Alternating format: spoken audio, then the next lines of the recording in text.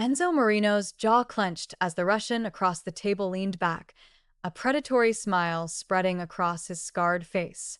The words flowing from Dominic Petrov's mouth were incomprehensible, a rapid stream of Russian that could mean a business deal or a death sentence. Enzo's most trusted interpreter had collapsed an hour ago, rushed to the hospital with what doctors suspected was poisoning. Now sitting in this private room at Manhattan's most exclusive restaurant, surrounded by six armed Russians and only three of his own men, Enzo felt the cold finger of vulnerability traced down his spine. "He's insulting your mother," Petrov's lieutenant said in broken English, grinning. "Or maybe offering you tea. Hard to say." Enzo's hand moved slowly toward the gun beneath his jacket. This was supposed to be a negotiation for the docks. Neutral ground, civilized conversation. But without understanding a single word, he was flying blind. One wrong move, one misinterpreted gesture, and this room would become a bloodbath.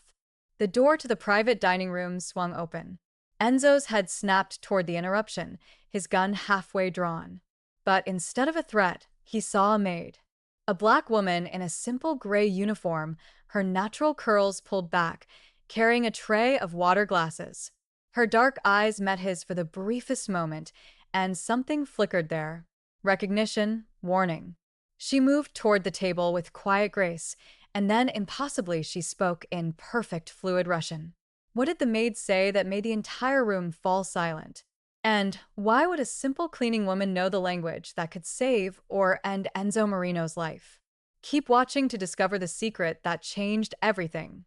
3 hours earlier, Lena Wilson had been on her knees scrubbing the marble floor of the restaurant's lobby, trying to ignore the ache in her lower back and the persistent buzz of her phone. Rent was due in 5 days, and she was still $200 short. The text from her landlord had been clear: pay on time, or find somewhere else to live. Lena, private dining room 3 needs a complete setup. 20 minutes. She pushed herself up, grabbing her cleaning cart.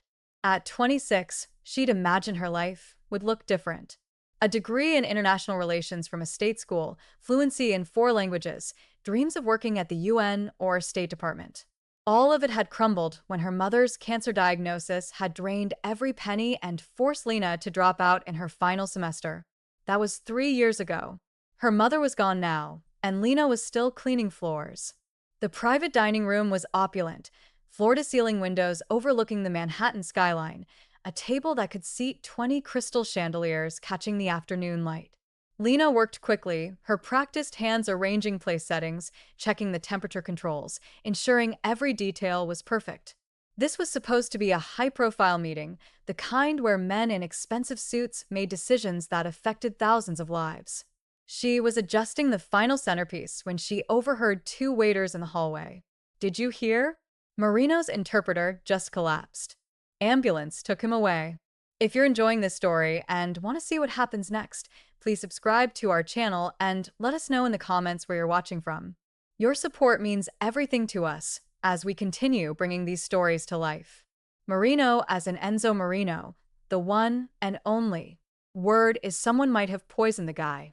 This meeting with the Russians is going to be a disaster. Lena froze. Enzo Marino. She knew that name. Everyone in certain circles knew that name. The youngest Don in New York's Italian Mafia. The man who'd consolidated power through a combination of strategic brilliance and ruthless violence and Russians. That meant Dominic Petrov, probably the Bradford boss trying to negotiate territory in the Northeast. This was exactly the kind of international negotiation her professors had discussed in her diplomatic relations classes, except this one would be conducted with guns instead of policy papers. She should walk away, clock out early, go home, pretend she'd never heard anything. But something made her pause. Maybe it was the memory of her mother telling her that her gift for languages was meant for something more than translating medicine labels. Maybe it was the reckless part of her that had always existed beneath the surface of her practical, hard-working exterior. Or maybe it was just that she was tired of being invisible. The meeting was supposed to start at 6 o'clock. By 5:30, Lena watched from the hallway as serious men in dark suits began arriving. She recognized Enzo Marino immediately, not from photos which never quite captured the reality of him, but from the way every person in his vicinity seemed to orbit around him like planets around the sun. He was tall, lean in the way of men who carried violence with elegance, with dark hair swept back and eyes that missed nothing. He wore his power like a second skin. The Russians arrived 10 minutes later. More suits, harder faces, eyes that had seen too much. At exactly 6 o'clock, the door to the dining room closed. Lena continued her work nearby, cleaning spaces that were already clean, her heart pounding against her ribs. This was insane. She should leave. Instead, she moved closer to the door. The voices inside were tense. Italian, English, Russian, all mixing together in a linguistic soup that would confuse anyone not trained to separate the threads. She could hear Enzo's voice, smooth and controlled, attempting to navigate the conversation. But then the English stopped, the Italian stopped. Only Russian remained, rapid and aggressive. Someone laughed, a cruel sound. Lena's hand moved to the door handle before her brain could catch up with the decision. She grabbed a tray of water glasses from a nearby service station, took a breath deep enough to drown her common sense, and walked inside. The room fell silent as she entered. 7 faces turned toward her, some annoyed, some curious. One pair of dark eyes that looked at her with an intensity that made her skin prickle with awareness. Enzo Marino was staring at her like she was a puzzle he couldn't quite solve. She moved forward with the practiced invisibility of service workers everywhere, setting down glasses, her hands steady even as her pulse raced. The Russians began talking again, their attention dismissing her as irrelevant, but Enzo was still watching her. She took her chance. As she set a glass near Dominic Petrov, she spoke softly in Russian, her accent flawless, a skill honed during a semester abroad in Moscow. He's lying about the dock shares. He's already negotiated with the Montenegros for the northern ports. This is a distraction while his men move on your territory in Brooklyn. Every person in the room went absolutely still. Petrov's face transformed from smug confidence to shocked fury in the span of a heartbeat. He barked something in Russian, a demand to know who she was, how she knew whether she was telling the truth. Lena kept her expression neutral, her voice calm as she responded in Russian. I'm no one important, just someone who listens. The Montenegro deal was finalized yesterday at the Visela restaurant on 2nd Avenue. The contract was signed over Borched. Enzo Marino rose slowly from his chair, his movement as controlled and dangerous as a predator deciding whether to strike. When he spoke, his voice was quiet, which somehow made it more terrifying. You speak Russian. It wasn't a question. His English was lightly accented, cultured, the voice of a man educated far beyond the streets that had made him. Yes, Lena said simply, switching to English. Her eyes met his, and she saw the exact moment his mind began calculating possibilities, how to use her, whether to trust her, what she might cost him. And Italian, he asked, testing her. Si, she responded. Eyeing Francis Arab Sarav. Something flickered in his eyes. Surprise maybe, or interest. It was gone too quickly to name. Petrov slammed his hand on the table, erupting in a stream of Russian cursing. Lena translated calmly, though she edited out some of the more colorful insults about Enzo's heritage. He wants to know if what I said is true. He's threatening to walk out and consider this a declaration of war. Enzo's gaze never left her face. Tell him, he said slowly, that I had no knowledge of any Montenegro deal. Tell him I want to verify this information before we continue. Tell him. He paused, and Lena saw the strategic mind working behind those dark eyes. Tell him that if what you say is true, I'll hand over the person responsible and give Petrov the Brooklyn territory as compensation for the betrayal, Lena translated. The room erupted in rapid Russian, Petrov conferring with his men, making phone calls, barking orders. Lena stood perfectly still, translating when asked, invisible when not needed, her mind racing through the implications of what she'd just done. 20 minutes later, Petrov received a phone call that confirmed everything. His face went through several interesting color changes before he turned to Enzo and spoke. This time, Lena translated a grudging admission that Enzo was not responsible and a demand for the promised compensation. The meeting concluded with a tense but functional agreement. As the Russians filed out, Enzo Marino remained seated, his attention fixed entirely on Lena. "What's your name?" he asked. "Lena Wilson." "And you're a maid here?" "I clean whatever needs cleaning." He stood, moving toward her with the controlled grace of someone who'd been trained to move efficiently and lethally. He stopped close enough that she could smell his cologne. Something expensive and subtle that probably cost more than her monthly rent. "You just prevented a war," he said quietly. "You saved my life, probably. Definitely saved my business. Do you understand what that means?" Lena lifted her chin, meeting his gaze despite every instinct, screaming at her to look away. "It means I should probably ask for a raise." The corner of his mouth twitched, the smallest hint of a smile quickly suppressed. "You're coming with me." "Excuse me.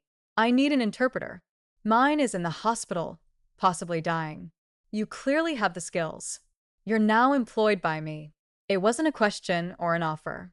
It was a statement of fact. "I don't work for the Mafia," Lena said, trying to keep her voice steady. "You do now," Enzo replied. Then he pulled out his phone, made a call, and spoke rapid Italian.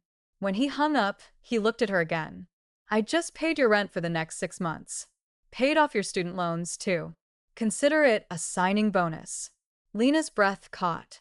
"How do I know everything about everyone in this building?" "I own it. I also now know everything about you, Lena Wilson. You have 5 minutes to collect your things. My car is waiting." He walked toward the door, then paused, looking back at her. His expression was unreadable, but something in his eyes made her pulse quicken in a way that had nothing to do with fear. "And Lena, if you try to run, I'll find you. Not to hurt you," he added, seeing her stiffen, "but I protect what's mine. And whether you've realized it yet or not, you just became mine." The door closed behind him, leaving Lena standing alone in the opulent dining room, her entire world having shifted in the space of 30 minutes. Outside, through the floor-to-ceiling windows, the Manhattan skyline glittered with 1,000 lights. Somewhere in that vast city, she'd had a simple life, difficult, exhausting, but hers. That life had just ended. She didn't know yet whether to mourn it or celebrate. Lena just went from scrubbing floors to being claimed by the most dangerous man in New York. But what Enzo doesn't know is that Lena has secrets of her own. Secrets that could destroy them both. Will she accept his protection or run from the world she's just entered? Keep watching to find out what happens when Lena enters Enzo's world. The SUV was black, bulletproof, and more luxurious than any vehicle Lena had ever been inside. Enzo sat beside her in the back seat, speaking rapid Italian into his phone while the city streamed past the tinted windows. She caught enough words to understand he was investigating who had betrayed him with the Montenegros, and that someone would pay severely for it. When he finally ended the call, he turned to her with an assessing gaze that made her feel simultaneously exposed and electrified. "Tell me about yourself, everything. You said you already know everything about me." "I know facts. I want to hear your version." Lena considered lying, keeping the careful walls she'd built over the past 3 years. But something about the intensity of his attention made her choose truth instead. "My mother died 3 years ago. Cancer. I dropped out of school to take care of her. Used every penny I had, and then some. After she passed, I took whatever work I could find. Cleaning pays the bills." She paused. "I studied international relations. I was going to change the world. Instead, I scrubbed toilets." "You speak 4 languages fluently. That's not a small thing. It's also not worth much when you're $20,000 in debt and have no degree to show for it." Enzo was quiet for a moment, and when he spoke, his voice was softer. "My mother died when I was 16. She was a school teacher. She wanted me to be a doctor or a lawyer, something respectable. Instead, I became this." He gestured at himself, at the SUV, at the armed driver in front. "Sometimes I wonder what she would think." The vulnerability in his words surprised her. This was not the ruthless mafia boss she'd expected. Or rather, he was that, but he was also something more complicated. "Where are we going?" Lena asked. "My home. You'll stay there, in the guest wing. I need you close, available whenever diplomatic situations arise, and they will arise constantly. The life I lead requires constant negotiation with people who speak a dozen different languages. You can't just kidnap me. I'm not kidnapping you. You're free to leave whenever you want. His eyes met hers. But the moment you walk out that door, you lose my protection. And Petrov's men saw you tonight. They know you speak Russian. Know you have information. They'll wonder what else you know, what else you might have heard. They'll come looking for you. Lena's stomach tightened. She hadn't thought of that. Of course she hadn't. She'd been too busy reacting, too caught up in the moment to consider the consequences. So it's not really a choice, she said quietly. Everything is a choice, Lena. Some choices just have better outcomes than others. The SUV turned into an underground garage beneath the building in Tribeca, one of those converted warehouses that now housed multi-million-dollar lofts. They took a private elevator that required both a key and a thumbprint, rising past floor after floor until they reached the penthouse. When the doors opened, Lena stepped into a space that redefined luxury. Floor-to-ceiling windows offered a panoramic view of the city. The interior was modern and minimalist. All clean lines and expensive materials. Marble, dark wood, brushed steel. Art that was probably worth more than she'd earn in a lifetime hung on the walls. The guest wing is through there, Enzo said, gesturing to a hallway. 3 bedrooms, private bathroom, sitting room. Choose whichever room you prefer. I'll have your things brought from your apartment tomorrow. I didn't agree to this. No, he acknowledged. But you will, because despite the fear I see in your eyes, I also see curiosity. You want to know what this life is like. You want to use those languages you've worked so hard to master. And maybe just a little. You want to know me? He was standing close enough now that she could see the faint scar along his jawline, the gold flecks in his brown eyes, the way his lips curved when he was amused by something. You're very sure of yourself, Lena said. I have to be. Doubt gets you killed in my world. He reached out and she tensed, but he only tucked a curl that had escaped her ponytail behind her ear. The gesture was surprisingly gentle. Get some rest. Tomorrow you start your new job. I promise it will be more interesting than scrubbing floors. He walked away, disappearing into another wing of the massive penthouse, leaving Lena standing alone in a space that cost more per month than she'd made in the past year. She explored the guest wing carefully, still half expecting this to be some elaborate trap. But the rooms were exactly as advertised, beautifully furnished, stocked with toiletries and clothes in her exact size, which should have been creepy, but was somehow just efficient. She chose the room with the best view of the city and sat on the edge of the bed, her mind spinning. 24 hours ago, her biggest concern had been making rent. Now she was living in a penthouse with a mafia boss who looked at her like she was a puzzle he desperately wanted to solve. Her phone buzzed. A text from an unknown number. Sleep well. We have breakfast at 7. Don't be late. L. Despite everything, the insanity of the situation, the danger she'd walked into, the complete upheaval of her life, Lena found herself smiling. The next morning, she found Enzo in the kitchen wearing fitted black pants and a white shirt rolled up to his elbows, cooking eggs with surprising confidence. He looked different in the morning light, younger, less dangerous, almost normal. You cook? She asked. I lived alone for years before I had staff. Besides, I don't trust anyone else to prepare my food. Poisoning is an occupational hazard. He plated the eggs with toast and fresh fruit. Coffee, please. They ate in companionable silence, and Lena found herself relaxing incrementally. Enzo seemed content to let her process, not pushing for conversation. So, what exactly does being your interpreter involve? She finally asked. Meetings, negotiations, sometimes translations of documents, or intercepted communications. You'll accompany me to most business engagements. Remain visible but quiet unless your skills are needed. You'll hear things, terrible things probably. You'll see the ugly side of what I do. Can you handle that? I don't know, she answered honestly. I've never tried. Fair enough. He studied her for a moment. Tell me something, Lena. Last night, how did you know about the Montenegro deal? She'd been expecting this question. I didn't. Not exactly. But I heard Petrov and his men talking while I was setting up the room earlier. They were speaking Russian, assuming no one could understand them. They mentioned someone named Dmitri making a side deal. Laughed about how you didn't know. I put the pieces together. That's either very clever or very lucky. Can it be both? He laughed. An actual laugh that transformed his entire face. I suppose it can. You're full of surprises, Lena Wilson. His phone rang, interrupting the moment. He answered in Italian, his expression hardening as he listened. When he hung up, the dangerous man from last night was back in full force. We have a problem. The traitor who made the Montenegro deal, it's my cousin Victor. Family, he said the word like it tasted bitter. I need to deal with this and I need you there to translate. Victor's wife is Greek, barely speaks English or Italian. This is going to be ugly. What are you going to do to him? Enzo's eyes met hers, and she saw no mercy there. What I have to do. This is my world, Lena. Are you sure you want to be part of it?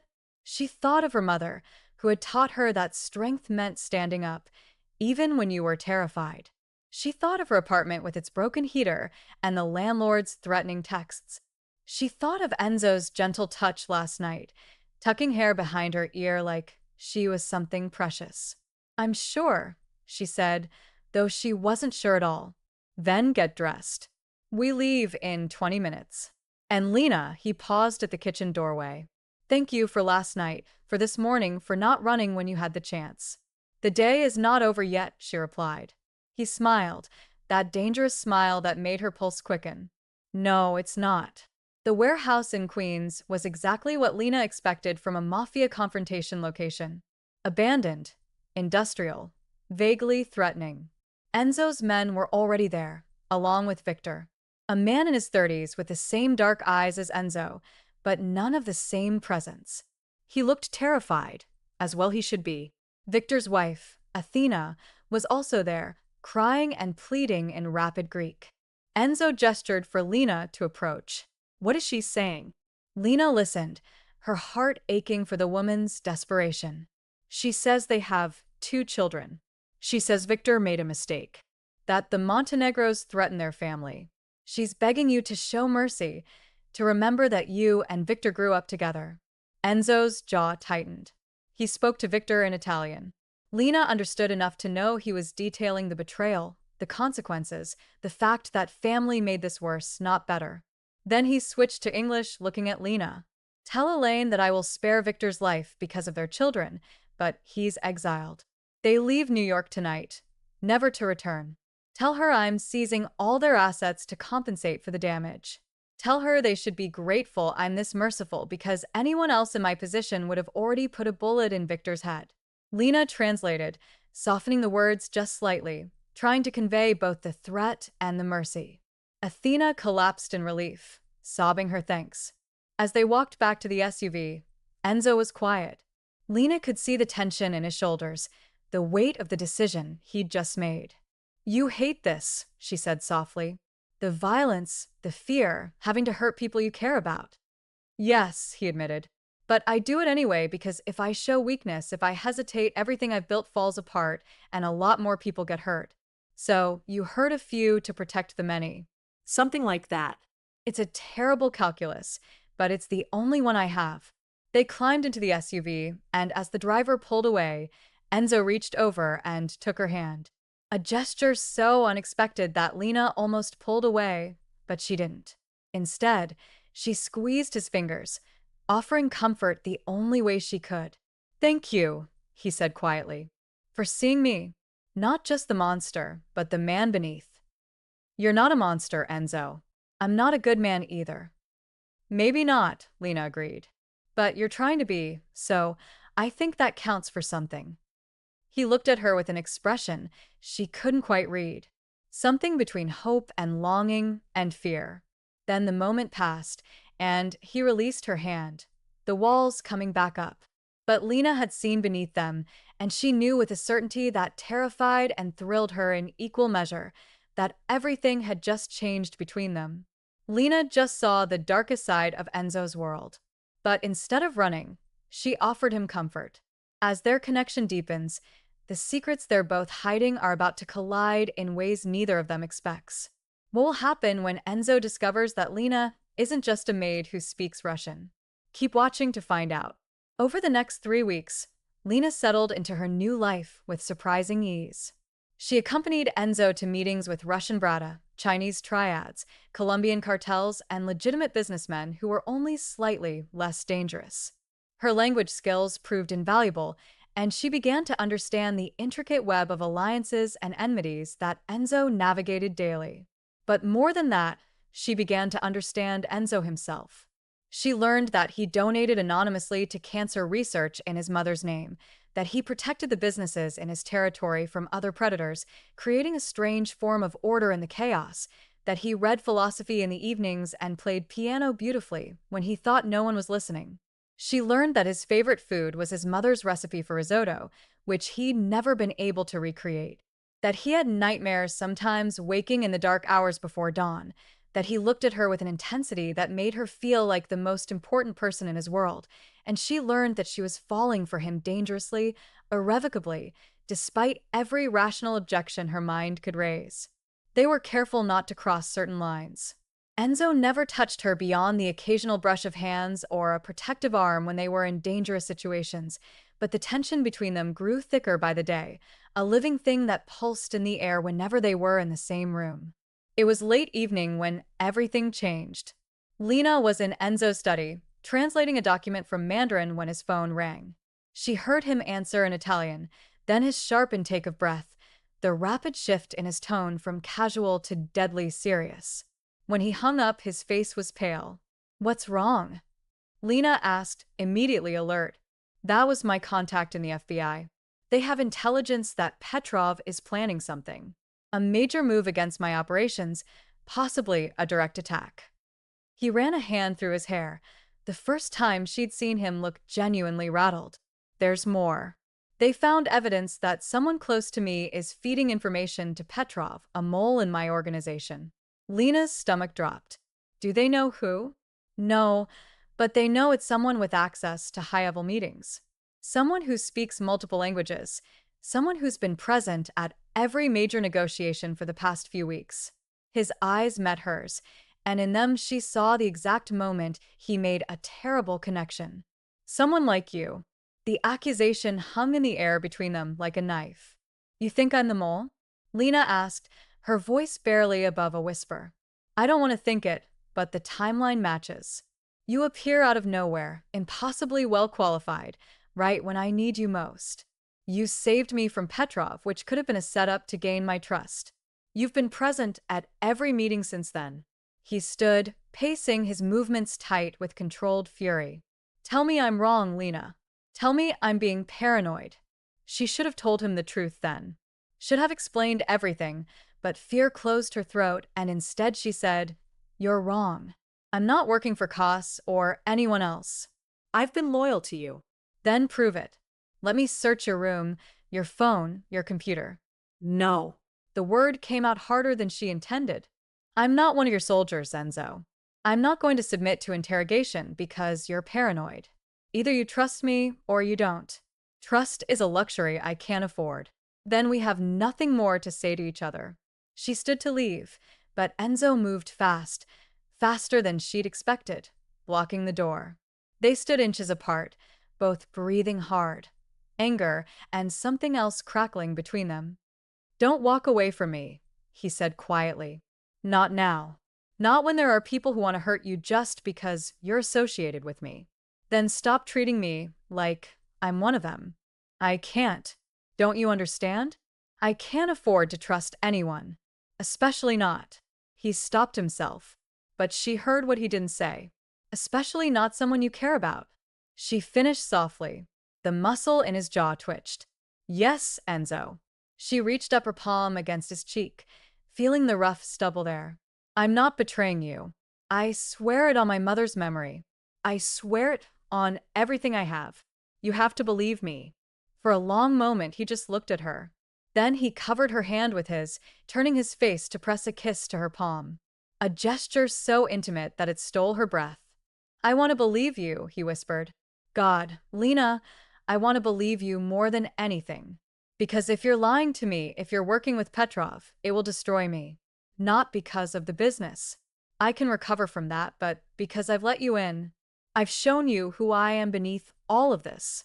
And that's something I've never done before. I'm not lying, she said, even as guilt gnawed at her, because she wasn't lying about working for Koss. But she was lying about something else, something that could be just as destructive. Enzo pulled her closer, his forehead resting against hers. Then help me. Help me find who's really betraying me. Work with me, not just for me. Be my partner in this. Okay, she breathed. Okay. He kissed her, then finally, inevitably.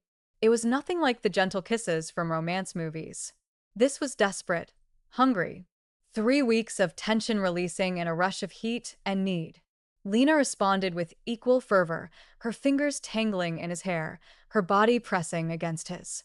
When they finally broke apart, both gasping, Enzo looked at her with something like wonder. This is a terrible idea, he said. The worst. She agreed. You could get killed just being close to me. I know, and I'm probably going to break your heart. Too late. You already have access to it. He laughed, that rare, genuine laugh that she'd learned to treasure. Then he kissed her again, softer this time, with a tenderness that made her chest ache. They spent the rest of the night in his study, going through files and communications, looking for any sign of the mole. Lena worked with focused intensity, trying to ignore the voice in her head that whispered she was a hypocrite.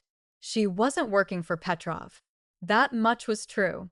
But she had her own secrets, her own reasons for being exactly where she was. And if Enzo ever found out the real reason she'd walked into that dining room 3 weeks ago, he would never forgive her. It was almost 3 o'clock in the morning when Lena found it. A pattern in the communications, subtle, but there. Someone was passing information, but not directly to Koss. The information was going through a cutout, an intermediary. Enzo, look at this. He moved behind her chair, looking over her shoulder at the screen. She could feel the warmth of him smell his cologne, and it took effort to focus on the data.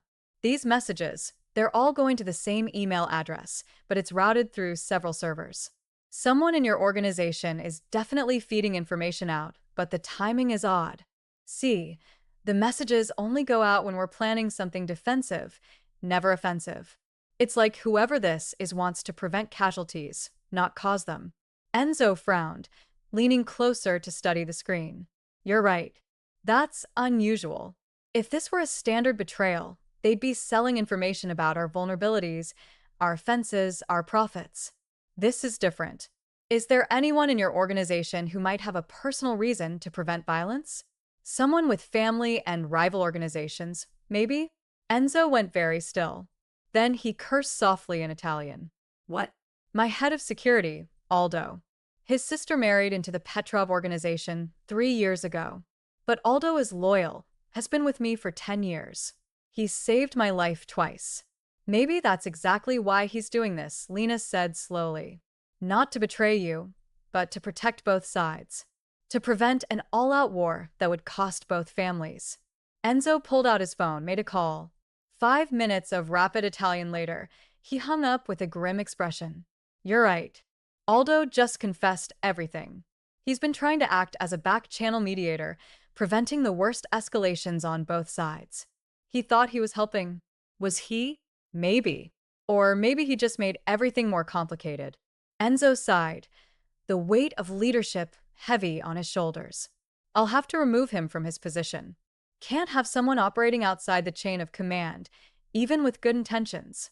But I won't kill him. That's something at least. He turned to look at Lena, and the exhaustion in his face made him look younger, more vulnerable. Thank you for this, for believing in me enough to help. Always, she said, meaning it more than he could know. He held out his hand. Come on, it's late. Let's get some rest. She took his hand, letting him lead her through the quiet penthouse, but instead of leaving her at the guest wing, he pulled her toward his bedroom. Stay with me tonight, he asked. Just stay. I don't want to be alone. It wasn't a seduction. It was something more honest than that. A need for comfort, for connection, for the presence of someone he trusted in the dark hours of the night. Okay, Lena whispered. They lay together in his bed, fully clothed, her head on his chest, his arms around her. Through the floor-to-ceiling windows, the city glittered with 1,000 lights, each one representing lives being lived, choices being made, secrets being kept. Lena, Enzo murmured in the darkness. Yes, I'm falling in love with you. I thought you should know in case everything goes to hell tomorrow. Her breath caught. Enzo, you don't have to say anything. Just know that whatever happens. She should have told him then, should have confessed everything. But instead, she held him tighter and whispered, I'm falling in love with you, too. It was true. It was also the most dangerous truth she'd ever spoken. Because Enzo didn't know that Lena Wilson had another name, another identity, another reason for being in that restaurant the night she saved his life. And when he found out, when the truth finally came to light, it would destroy everything they'd built. Just when Enzo and Lena have finally admitted their feelings, the secrets between them are about to explode in the worst possible way. What is Lena really hiding? And what will Enzo do when he discovers the truth? The final confrontation is coming. Keep watching to see if their love can survive the revelation that changes everything. The next morning, Lena woke to find Enzo already awake, watching her with an expression she couldn't quite read. Sunlight streamed through the windows, painting the room in shades of gold. Hi, she murmured. Hi yourself. He brushed a curl from her face. I've been thinking. That sounds dangerous. He smiled, but it didn't reach his eyes. I need to tell you something about why I'm so paranoid about moles and betrayals. Lena's stomach tightened, but she nodded. 3 years ago, I was married briefly. Her name was Sophia. Enzo's voice was carefully neutral, but she could hear the pain beneath. She was beautiful, intelligent, from a good family. We had a whirlwind romance, got married after 6 months. I thought I'd found my partner in life. What happened? She was an undercover FBI agent. The entire relationship was an operation to get close to me, to gather evidence. When I found out, he paused, his jaw tight. It nearly destroyed me.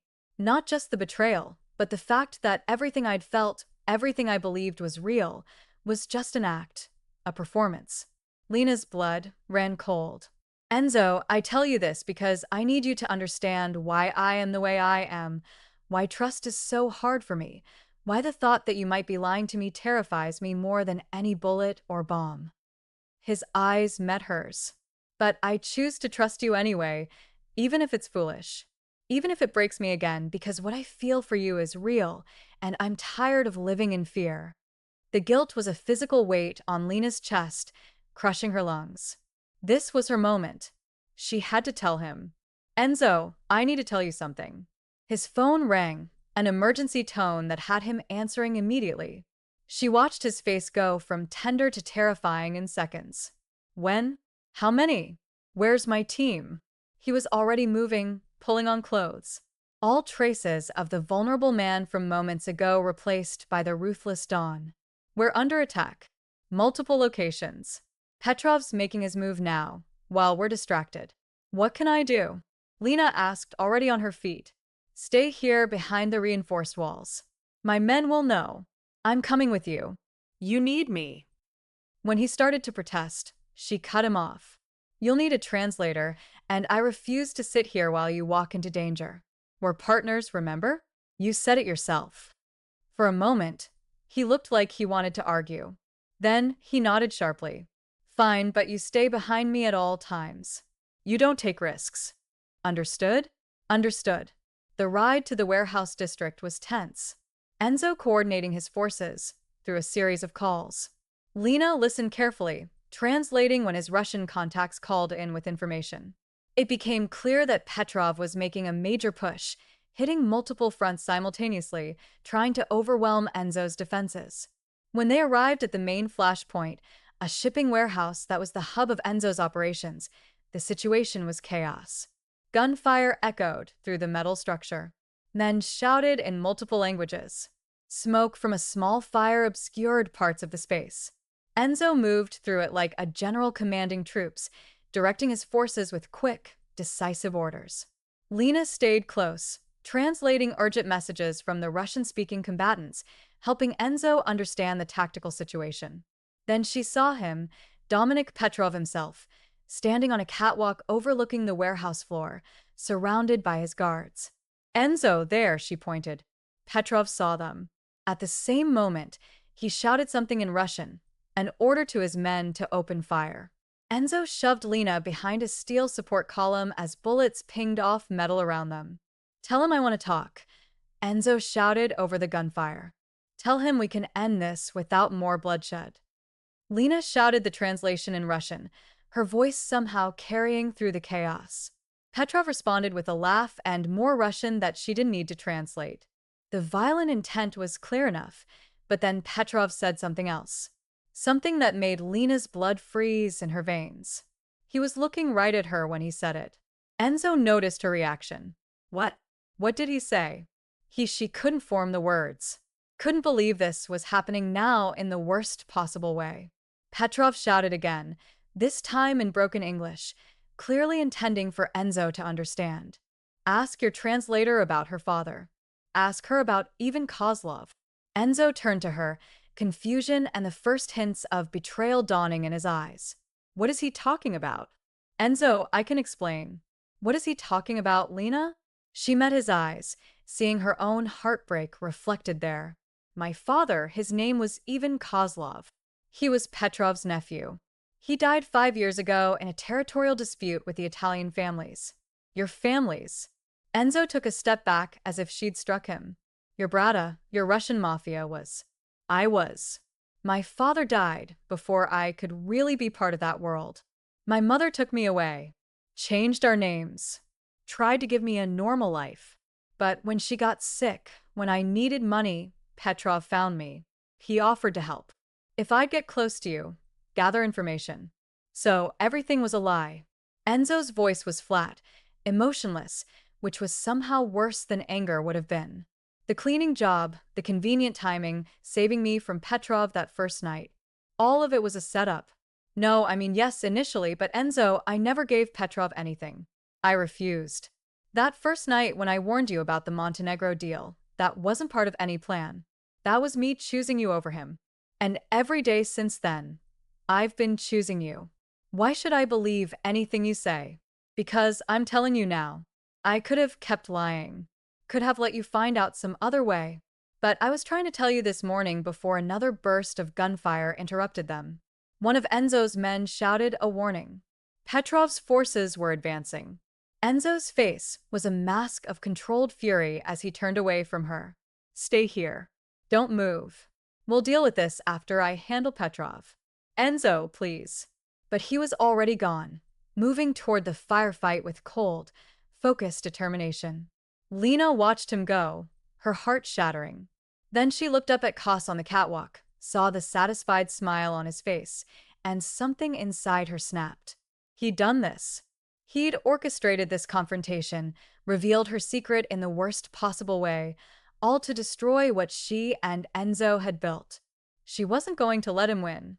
Making a decision that was either incredibly brave or stupidly suicidal, Lena moved from cover. She shouted in Russian, her voice cutting through the warehouse, drawing every eye to her. Dominic Petrov, you want to talk about my father? Then let's talk about how you got him killed, how you sent him into a territory dispute without backup, without proper intelligence because you wanted to expand your territory and you didn't care who died in the process. The warehouse went eerily quiet.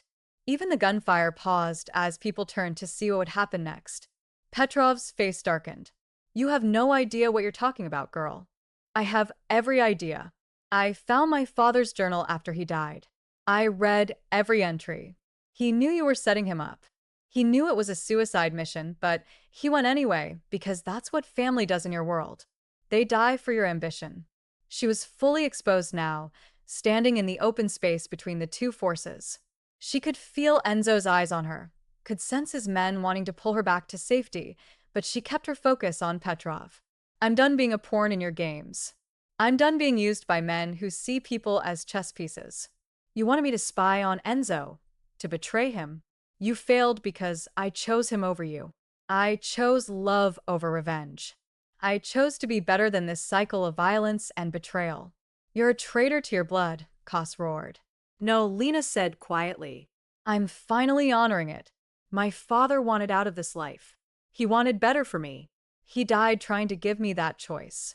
So, I'm making it now. I'm done with the Brata. I'm done with you. Petrov raised his gun, aiming directly at her. Time seemed to slow. Lena saw Enzo moving toward her, saw the desperate calculation in his eyes. He wouldn't reach her in time. She braced herself for the impact, but the shot didn't come from Petrov's gun. It came from behind him. One of Petrov's own men, a younger soldier with eyes that looked haunted, had fired. Petrov stumbled, blood blooming on his shoulder, shock written across his face. The young soldier spoke in Russian, his voice carrying through the warehouse. Enough. Ivan was my friend. He was good man. You killed him.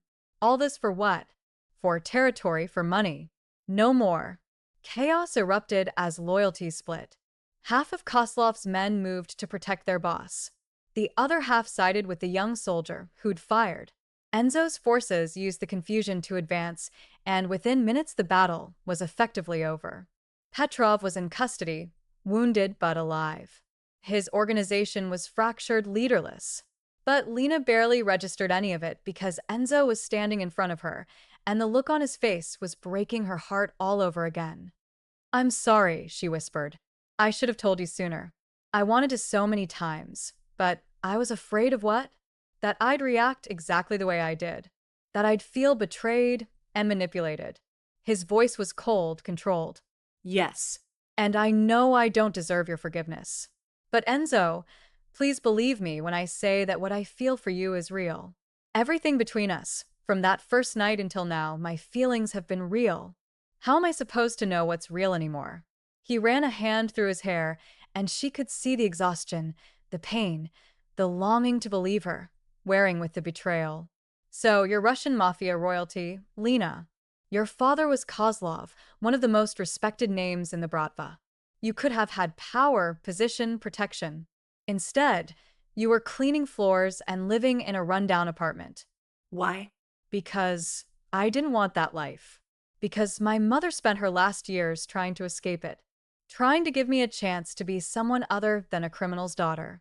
Because I watched my father die for an organization that didn't care about him.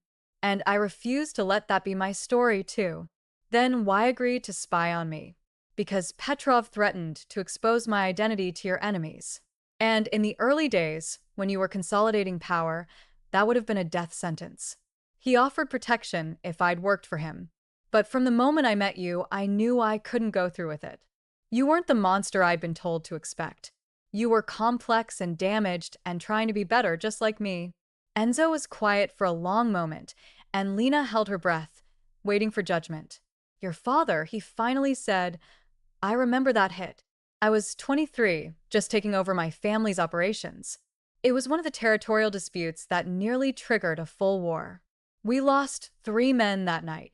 They lost 4, including Ivan Kozlov. I know I didn't order the hit. My father did before he died, but I inherited the consequences. I've spent 5 years building peace, trying to prevent exactly that kind of senseless bloodshed.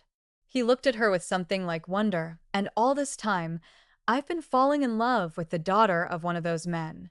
The universe has a twisted sense of humor. Enzo, I should send you away, exile you like I did Victor. It would be the smart play, the safe play. He stepped closer, and now she could see past the anger to the raw emotion beneath. But I'm tired of being smart and safe. I'm tired of letting fear and paranoia rule my life. You chose me, Lena. You chose me over your family, over your blood, over everything you were supposed to be. That means something. It means everything, she whispered. Then prove it. Stay with me. Not as my employee or my translator or my temporary arrangement. Stay with me as my partner, my equal. Help me build something better than this cycle of violence and revenge. Help me create a world where the children of our enemies don't have to become enemies themselves. Tears were streaming down Lena's face. Yes, God. Yes, I'll stay. I'll help. I'll do whatever it takes.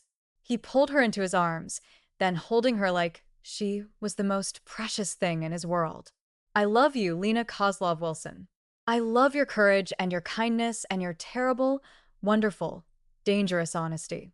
I love that you chose to be better than the world tried to make you. And I'm going to spend the rest of my life proving that you made the right choice. I love you, too, she breathed against his chest. I love you so much it terrifies me. Good, he said, pulling back to look at her. Terror means you're paying attention. Terror means you understand what's at stake, but we're going to face it together. No more secrets, no more lies. Just us trying to be better than we were yesterday. He kissed her then, in the middle of a warehouse, still smoking from battle, surrounded by his men and the remnants of a conflict that had nearly destroyed them both. It was a kiss that tasted of blood and smoke and hope, a promise that they would forge something new from the ashes of their broken worlds. When they finally pulled apart, Enzo kept his forehead pressed to hers. We have a lot to figure out. How to handle Petrov's organization. How to incorporate your identity into my world. How to explain to my people that I'm in love with the daughter of a man who died fighting against us. We'll figure it out, Lena said with more confidence than she felt. Together. Together, he agreed. As they walked out of the warehouse hand in hand, the morning sun was breaking through the clouds, painting the city in shades of gold and hope. Behind them, the old world burned. Ahead of them, something new waited to be built. It wouldn't be easy. It wouldn't be safe, but it would be real. And sometimes real was all you needed. 6 months later, Lena stood in the penthouse, looking out at the Manhattan skyline as the sun set over the city. So much had changed since that day in the warehouse. Petrov was in federal prison, his organization dismantled and absorbed into a cooperative agreement between the remaining factions. Aldo had been reinstated after extensive negotiations. Turned out his back-channel diplomacy had actually prevented a dozen potential conflicts. And Lena had become something she'd never imagined. Not just Enzo's partner in love, but in business.